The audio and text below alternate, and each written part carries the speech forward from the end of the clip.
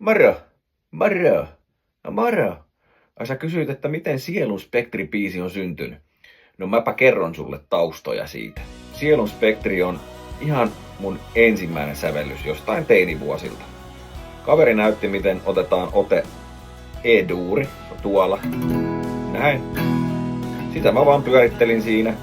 Sitten mä rupesin liikutteleen kättä tänne kohti akustisen reikää. Nyt tää kuulostaa typerältä. Oho.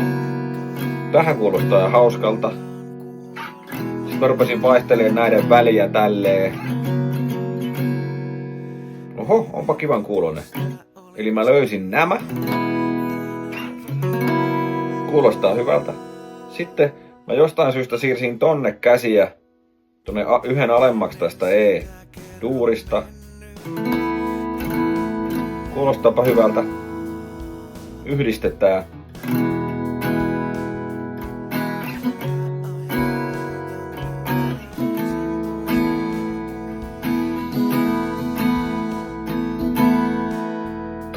Toimii.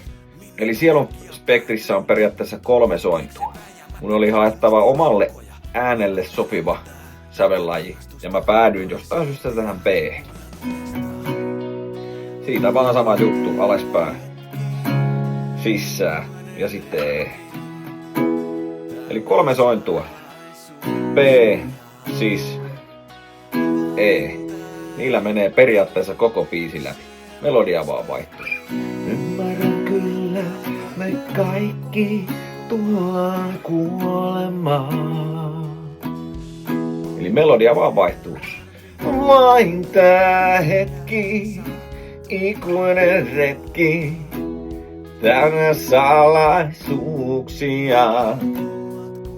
Vain tää hetki, Sielun Spektri jatkaa kiertokulkuaan. Ja miten nuo melodiat syntyy, niin sitä mä en kyllä muista yhtään. Se oli varmaan vaan semmoista hassuttelua niinku sen asian ympärillä. Rapit mä keksin myöhemmin, ne oli itse asiassa ihan viime vuoden juttuja.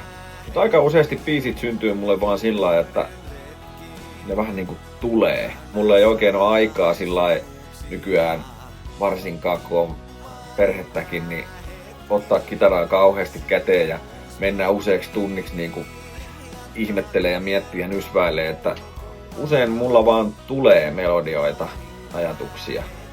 Mä en osaa sitä silleen selittää muuta kuin, että niitä vaan putkahtelee päähän niitä asioita, melodioita, sanoja. Välillä se on semmonen ihan